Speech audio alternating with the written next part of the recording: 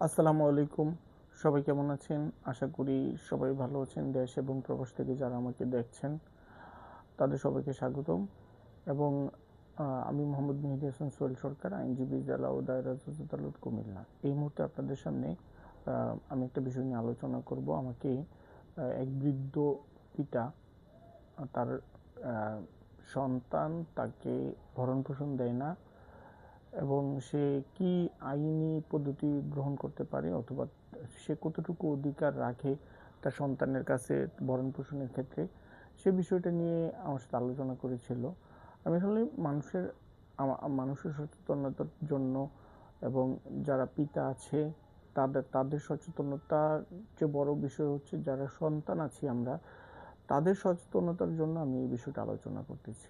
আমি আলোচনা করতেছি আমাদের পিতা-মাতা, অর্থাৎ আপনার পিতামাতা আপনার কাছে বৃদ্ধ বয়সে ভরণ পোষণের কতটুকু অধিকার রাখে এবং এই বিষয়ে কি কোনো আইন আছে কিনা, এবং যদি আপনি এই ভরণ পোষণটা না দেন তাহলে আপনার পিতামাতা আপনার বিরুদ্ধে কোনো আইনগত ব্যবস্থা নিতে পারবে কিনা।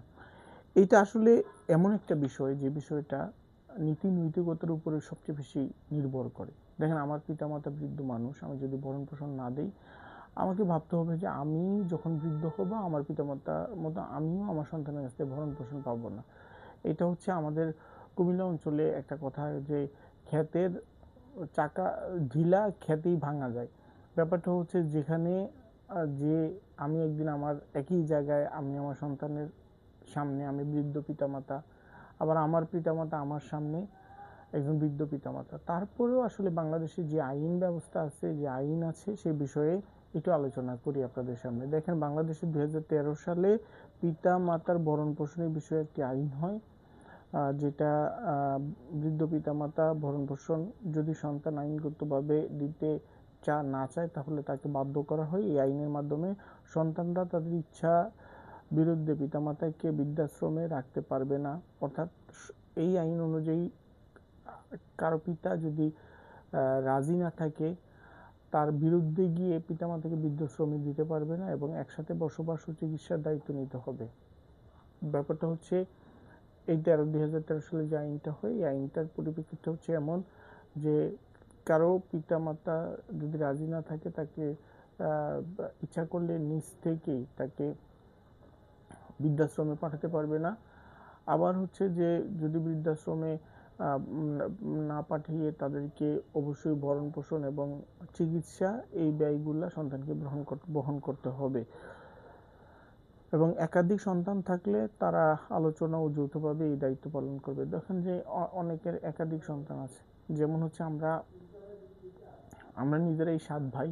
তো আমাদের প্রত্যেকটা ভাই চিন্তা করতে হবে যে পিতামাতা এক ভাইয়ের কাছে আছে, কিন্তু নৈতিক দায়িত্ব হচ্ছে পিতামাতাকে ভরণ পোষণ না দেওয়া, পিতামাতাকে ভরণ পোষণ না দেওয়া থেকে কোনোভাবেই মুক্তি পাবে না। নৈতিক দায়িত্ব হচ্ছে প্রথম পিতামাতাকে ভরণ পোষণ দেওয়া। এই ভরণ পোষণ যদি না দেয় তাহলে এটা নৈতিকতার অবক্ষয়ের পাশাপাশি ইচ্ছা করলে আইনগত ব্যবস্থা নেওয়া যাবে। পিতামাতাকে ভরণ পোষণ না দিয়ে একটা মানুষ কতটুকু সুখে থাকতে পারে, এটা আসলে তার ভবিষ্যতের জন্য কিছু কর্ম তৈরি করে নেওয়া, এছাড়া আর কিছু না, আমার ব্যক্তিগতভাবে আমি মনে করি। আইন অনুযায়ী ভরণ পোষণ অধিকার ও সন্তানের দায়িত্ব আমি একটু ধাপে ধাপে আলোচনা করি। এই যে আইনটা, যে আইনটা হচ্ছে পিতা মাতা ভরণ পোষণ আইন 2013। এই পিতামাতা ভরণ পোষণ আইন 2013 কিছু বিষয় আছে, যেমন একসাথে বসবাস। সন্তান পুত্র বা কন্যা যেই হোক, পিতামাতা তার সাথে একসাথে বসবাস করবে এবং ইচ্ছার বিরুদ্ধে বৃদ্ধাশ্রমে পাঠানো নিষেধ। পিতামাতাকে ইচ্ছার বিরুদ্ধে বৃদ্ধাশ্রমে পাঠানো যাবে না বা কোনো জায়গায় বসবাস করতে বাধ্য করা যাবে না। চিকিৎসা ও ভরণ পোষণের খরচ নিয়মিত চিকিৎসা ও ভরণ পোষণ দিতে হবে এবং ডাক্তারের সাথে ডাক্তারকে দেখাতে হবে, ডাক্তারের পরিচর্যায় রাখতে হবে এবং পাশাপাশি ডক্টরের যে খরচ, মেডিসিন খরচ, এগুলো অবশ্যই সন্তান দিতে বাধ্য থাকবে। পৃথক থাকলে, যদি পিতামাতা পৃথক থাকে, অর্থাৎ আমি যেই আলোচনাটা করলাম যে আমরা 7 ভাই, আমার কাছে আমার বাবা মা আছে, এখন আমার ভাইয়েরা পৃথক থাকার বিপরীতে কি কোনো ধরনের ভরণ পোষণ দিবে না? না দিবে। নৈতিক দায়িত্ব হচ্ছে, আইন অনুযায়ী দায়িত্ব হচ্ছে সে ভরণ পোষণ দেবে, পাশাপাশি তার পিতামাতার সাথে মানে যতটুকু সম্ভব কয়েকদিন পরপরই তাদের সাথে দেখা করতে হবে। এই জায়গায় আইন অনুযায়ী সেটাই উল্লেখ করা আছে। এখন হচ্ছে নাতি নাতনির দায়িত্ব। দেখেন, পিতামাতার প্রতি যেমন আমাদের দায় দায়িত্ব আছে, আমাদের সন্তান সন্ততিরও পিতামাতার প্রতি কিছু দায় দায়িত্ব আছে। পিতামাতা যদি যদি কোনো কারণে তার সন্তান মারা গেছে, সে বৃদ্ধ হয়ে গেছে, তার সন্তানের সন্তান অর্থাৎ দাদা দাদির নাতি নাতনি আছে, অবশ্যই নাতি নাতনিও দাদা দাদির ভরণ পোষণ দিতে বাধ্য থাকবে। যেহেতু নাতি নাতনির যদি সেই সামর্থ্য অবস্থা থাকে, অবশ্যই তার দাদা দাদিকে ভরণ পোষণ দিতে হবে এবং এটা আইনগতভাবে সে বাধ্য। এখন আরেকটা বিষয় হচ্ছে আইনি পদক্ষেপ। যদি পিতামাতাকে কেউ ভরণ পোষণ না দিতে চায়, তাহলে পিতামাতা ভরণ পোষণের জন্য অভিযোগ করতে পারবে, মামলা করতে পারবে। এখন কথা হচ্ছে এই বিষয়টা আমি আলোচনা করতে গিয়ে আমার এমন বিষয়টা একটু অগোছালো হয়ে যাচ্ছি, কারণ একটা আইন দিয়া পিতামাতার ভরণ পোষণের ব্যাপারটা একটু কেমন দেখায় না? তারপরেও আসলে অবাধ্য বেয়াদব মানে কিছু সন্তান আছে আমাদের সমাজে, কুলাঙ্গার সন্তান আছে, যাদেরকে পিতামাতা এত কষ্ট করে আজকের একটা ভালো পরিবেশে নিয়ে যাওয়ার পরেও পিতামাতার প্রতি ভরণ পোষণটা ভালোভাবে দেয় না।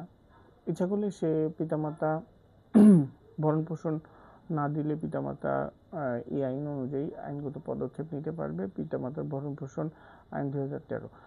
এখন কথা হচ্ছে যে আপনি অন্য দিক দিয়ে আলোচনা করতে পারেন। এটা তো আমি আইন অনুযায়ী আলোচনা, ইসলামিক দিক দিয়ে আলোচনা করলে হয় কি, ইসলামিক আইন অনুযায়ী পিতামাতা যদি বৃদ্ধ হয়ে থাকে, তাদেরকে শরীয়ত অনুযায়ী, ইসলামিক আইন অনুযায়ী তার সন্তান ভরণ পোষণ দিতে বাধ্য।